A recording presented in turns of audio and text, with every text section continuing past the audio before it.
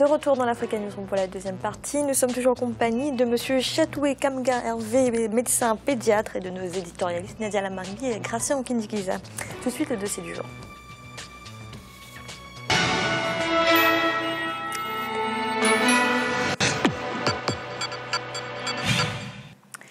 En Afrique, l'une des grandes faiblesses des systèmes sanitaires est l'absence d'infrastructures médicales de qualité. L'état des hôpitaux publics est inquiétant. Aujourd'hui, certains pays, comme le Sénégal, tentent d'aller vers la modernisation de ces établissements, un processus qui tarde néanmoins à donner des résultats. Un reportage de notre correspondant au Sénégal, El Hadjaï.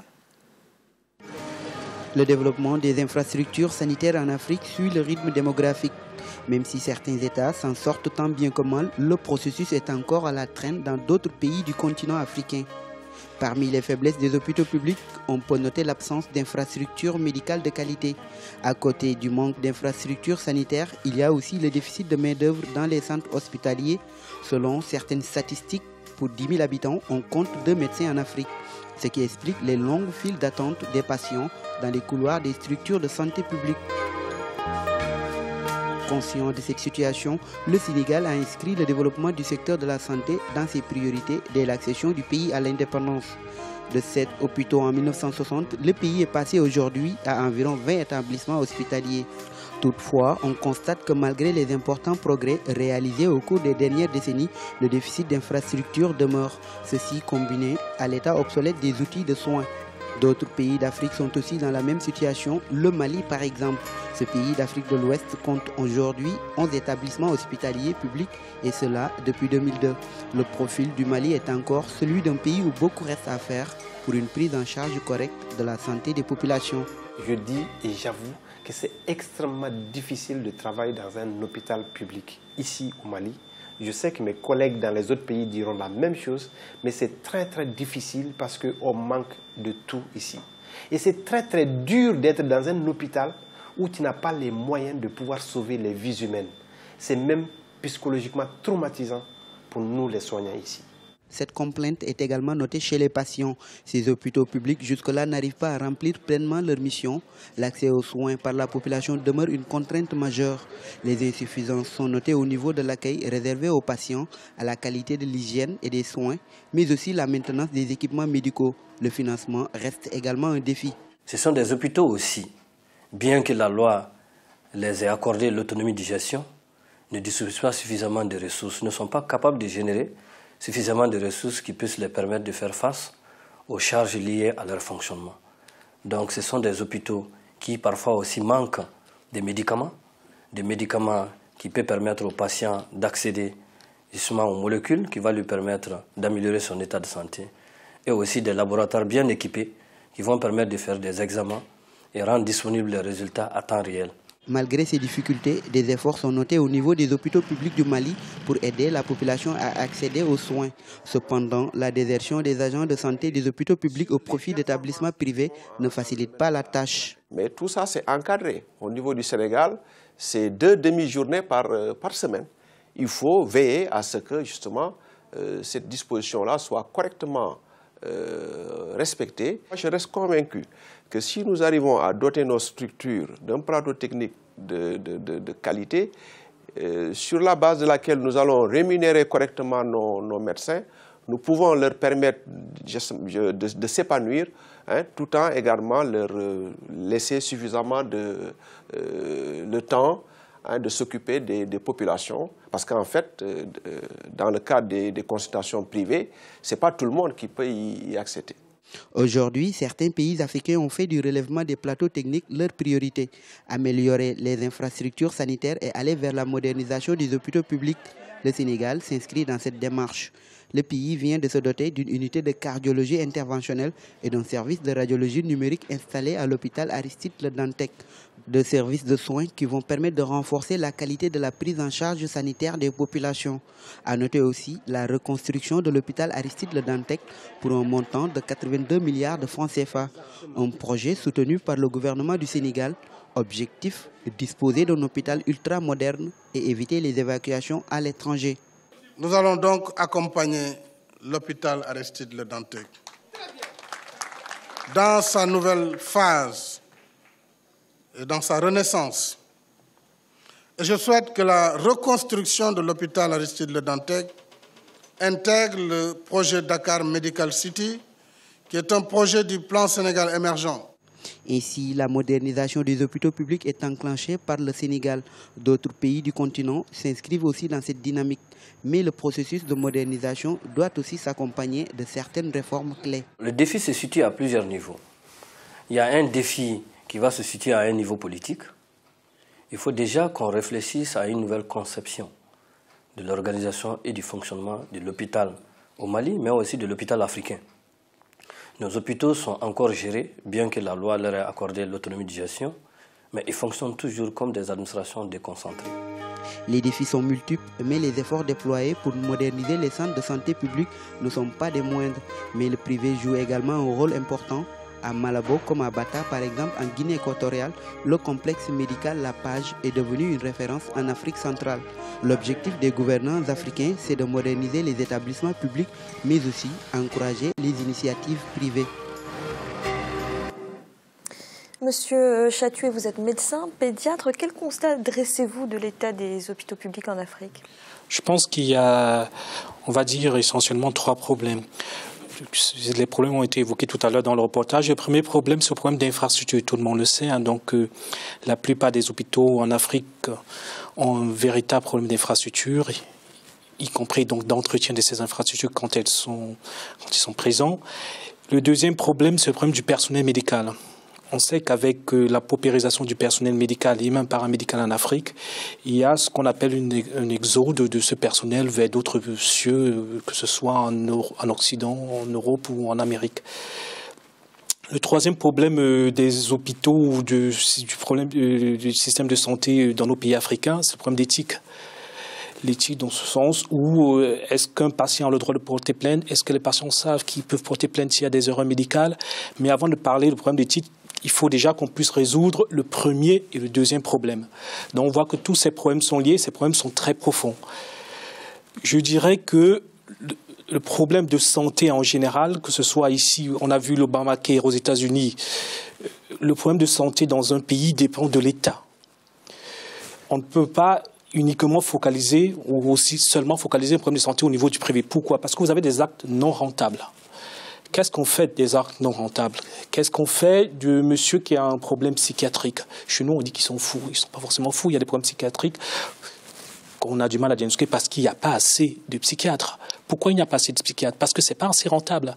C'est à l'État de jouer ce rôle principal de régulateur des systèmes de santé dans nos pays africains, ce qui n'est surtout pas le cas. Donc, il y a un problème global d'organisation du système de santé dans notre pays qui est défaillant dans une bonne partie des pays en Afrique subsaharienne surtout, ce qui est à l'origine de la dissémination du virus Ebola, que ce soit dans les 3 pays concernés. C'est des pays non seulement qui ont connu des guerres, qui ont vu leur système de santé complètement désorganisé, d'où la facilité du virus de pouvoir disséminer et de pouvoir le combattre. Vous ne pouvez pas combattre un virus quand vous n'avez même pas le minimum d'infrastructures. Donc c'est ces 3 problèmes qu'il faut régler. Déjà que l'État prenne en charge les problèmes de santé, parce que ça dépend de l'État, ça dépend surtout de l'État. Et 2, qui est, je veux dire, un consensus dans chaque pays pour réorganiser les soins et qu'on puisse introduire. Je pense qu'on ne pourra pas résoudre ces problèmes quand l'éthique ne sera pas introduite. Que le médecin se sente responsable devant le patient qui est devant lui. Que le patient, évidemment, ait aussi ce respect avec ce médecin, vice-versa. Qu'il y ait, si possible, un début de ce qu'on appelle de la médecine médico-légale. Ça pourrait faire évoluer les choses. Tant qu'on n'a pas ces 3 conjonctions, je pense qu'on ne pourra pas faire grand-chose. On va essayer de revenir sur les solutions ensuite.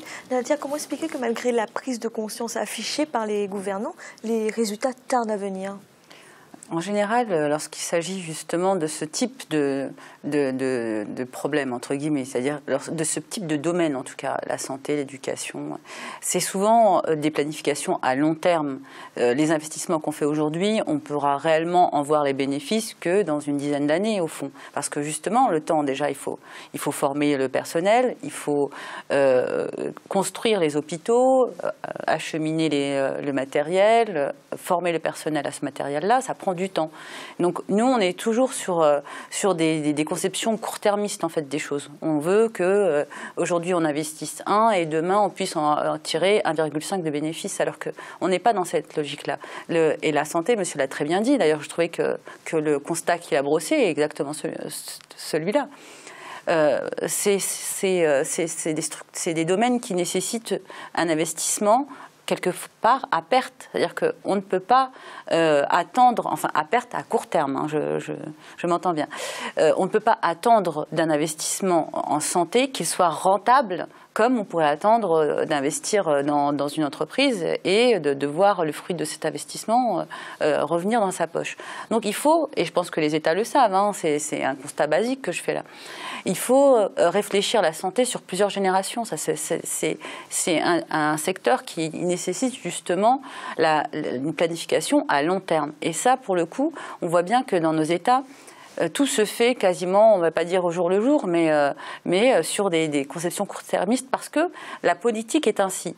La politique veut que les personnes au pouvoir réfléchissent à court terme, parce que leur terme à eux, c'est souvent leur échéance électorale ou des échéances d'un calendrier politique qui soit plus ou moins avoué. Donc il faut dégager quelque part la santé du politique. Même si la politique est nécessaire, il faut que l'impact des décisions politiques ne soit pas aussi direct sur les systèmes de santé que sur l'industrie ou sur d'autres secteurs. Gracia, aujourd'hui, c'est plus une question de volonté politique que de moyens. On peut dire qu'il y a la volonté politique, il y a une question de volonté politique, mais il faut voir déjà d'où sont partis les gouvernements. Parce qu'on part de la politique d'ajustement structurel qui a été imposée par le FMI et la Banque mondiale dans les années 70-80. Et les États aujourd'hui essaient de sortir de cette situation pour intervenir, pour aider les hôpitaux, pour aider les systèmes de santé. Mais par contre, il y a toujours, dans plusieurs pays, il y a ce côté-là d'autonomie financière des hôpitaux publics et même des centres de santé publics. L'État intervient pour aider. Or, on a des États souvent qui sont mal organisés et qui, en voulant aider les hôpitaux ou les centres de santé, essaient de les couler parce qu'il y a ce problème aussi ce problème financier. L'État souvent a des problèmes d'argent pour payer les engagements. Donc, les hôpitaux n'arrivent plus finalement à investir, à payer le personnel. Et le personnel est mal payé. On a des gens qui partent soit à l'étranger, soit dans des pays à côté, à des voisins qui ont beaucoup d'argent, mais qui ont peu de médecins. Donc c'est surtout, il y a la volonté. Aujourd'hui, on voit bien que la volonté est affichée dans plusieurs pays de l'Afrique. Il y a notamment, ils ont institué des systèmes de gratuité, que ce soit pour les enfants, les femmes enceintes, ou même pour tout le monde. Mais les moyens manquent, les moyens ne suivent pas. Donc il faut plutôt réfléchir à comment est-ce qu'on peut financer le système de santé. On ne peut pas seulement avoir la volonté et se dire qu'on a les moyens. Pour moi, ce ne sont pas les hôpitaux, les bâtiments qui manquent. Ce sont surtout les sources de financement de cette volonté politique qui posent des problèmes. Monsieur Chatoué, vous parliez tout à l'heure des solutions. Est-ce que le développement du privé, comme on l'a vu dans le reportage, est une solution ? C'est une solution à moitié. Je pense que tout le monde n'aura pas les moyens d'aller au privé.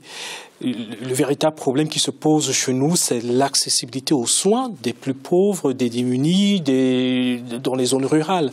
C'est le véritable problème. Dans les zones rurales, on n'aura pas du privé, dont les plus pauvres n'iront pas au privé. C'est le problème qui se pose. Le privé, c'est une solution. C'est une mi-solution. Je pense que le privé a sa place. Mais une fois de plus, c'est à l'État d'organiser le système de santé. C'est pas le privé. Écoutez, si vous me dites ouvrez votre clinique, moi je vais ouvrir la partie rentable de ma clinique. Parce que si j'ouvre le côté non rentable, écoutez, je vais fermer. C'est à l'État d'organiser. Donc l'organisation passe par quoi? L'organisation passe par la formation. La formation, elle est indispensable. Il faut du personnel qualifié. Par les infrastructures, comme on l'a cité dans le reportage, il faut des infrastructures. Qui dit personnel qualifié dit personnel qui soit en mesure de bien utiliser ces infrastructures. Maintenant, il y a des bâtiments. Les bâtiments, ça vient après.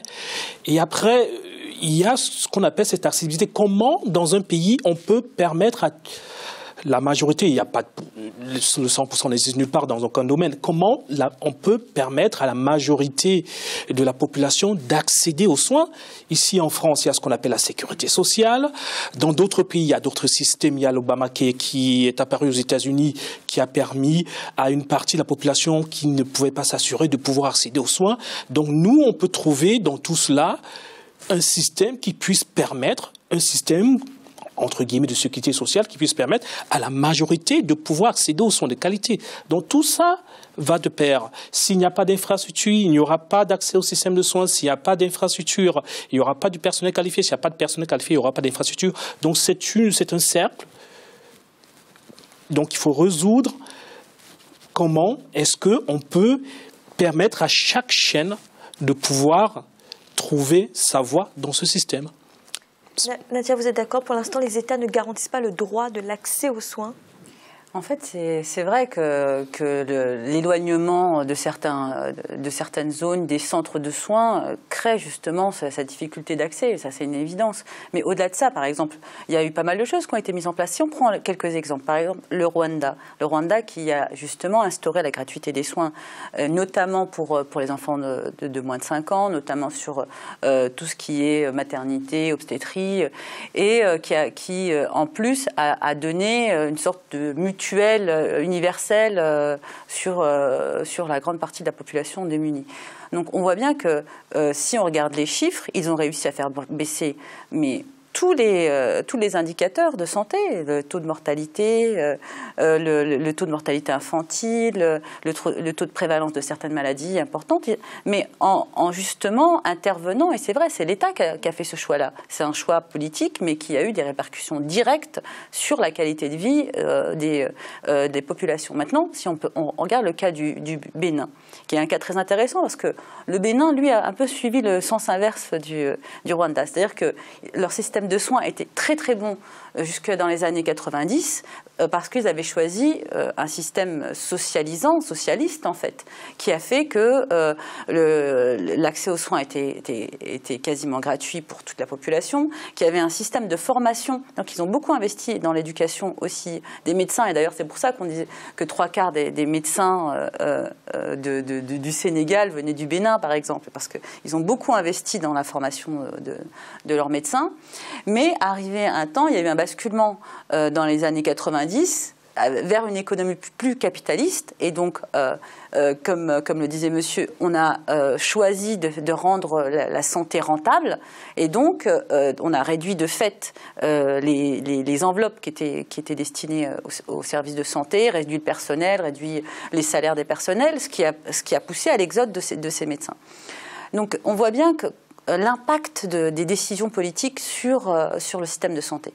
On peut d'un côté avoir des décisions positives qui font qu'on améliore les indicateurs et on améliore la santé générale de son peuple, et à la fois qui dit santé générale dit amélioration de l'économie, parce que l'un va avec l'autre, on le sait très bien. Les gens en bonne santé sont des gens productifs, plus productifs en tout cas que les personnes malades. Donc, et de l'autre côté,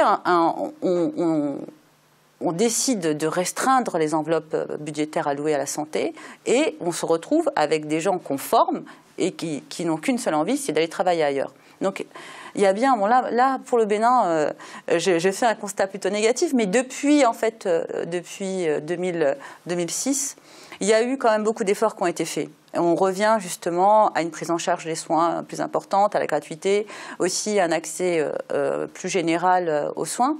Mais c'est vrai que tout est lié, les infrastructures, la formation, le développement des plateaux techniques, et à la fois aussi l'éducation dans les populations, aussi l'éthique, et on n'en parle pas. C'est vrai que la déontologie médicale, on en parle très très peu, et monsieur a raison, mais il faut aussi insister sur les aspects légaux en fait, de la pratique de la médecine, qui est importante, parce qu'elle conditionne le rapport entre le patient et le médecin aussi. Gratien, comment cela se fait-il que des pays comme le Rwanda arrivent à la gratuité des soins, comme le dit Nadia, et d'autres pays en sont encore très loin? C'est une décision politique, comme l'a dit Nadia, c'est vraiment une volonté politique, parce qu'ils ont commencé par la gratuité justement pour les enfants de moins de 5 ans, les femmes enceintes. Après, ils ont mis en place une mutuelle pour tout le monde, et comme il y avait des gens qui ne pouvaient pas accéder à cette mutuelle, il y a une catégorie qui a été ciblée, les plus pauvres, à qui ils ont donné la mutuelle gratuitement. Et en même temps, ça va toujours avec l'emploi. Les gens les plus pauvres ont été pratiquement prioritaires au niveau des emplois, surtout au niveau des emplois main-d'œuvre, à haute intensité de main-d'œuvre. Donc, ce qui fait que, en même temps, ces gens-là pouvaient payer, ayant déjà la mutuelle au départ et en ayant du travail après, parce que le Rwanda, c'est un pays qui a une grande croissance, il y a de l'emploi. Les gens, ils sont, disons, dans la gratuité, la subvention au niveau pour avoir cette mutuelle, mais quelques années après, eux-mêmes, ils peuvent payer. Et comme ils ont déjà un système qui est organisé, il faut le dire, l'organisation au niveau de l'État rwandais permet de, là où les autres ont des problèmes au niveau de l'organisation, au niveau de la gestion, Rwanda, ça passe très correctement au niveau de la gestion, ce qui fait que le système en soi, d'une manière générale, arrive à s'autogérer et l'État, finalement, en fin de compte, n'intervient pas beaucoup après. Merci. Tout de suite, un rappel des titres qui ont été développés en début d'émission. En Mauritanie, le pouvoir serait prêt à accepter des élections présidentielles, législatives et municipales anticipées en 2015, et ce dans le cadre du dialogue avec l'opposition. C'est en tout cas ce qu'a affirmé le porte-parole du gouvernement. Et le sommet de l'Union africaine se poursuit en Éthiopie. Après la lutte contre Boko Haram, l'autre sujet au centre des préoccupations était l'épidémie d'Ebola. Le secrétaire de la Commission économique pour l'Afrique des Nations Unies, Carlos Lopez, a plaidé pour l'annulation de la dette extérieure des 3 pays touchés. Nous allons marquer une nouvelle pause. En instant, la 3e partie de l'Africa News.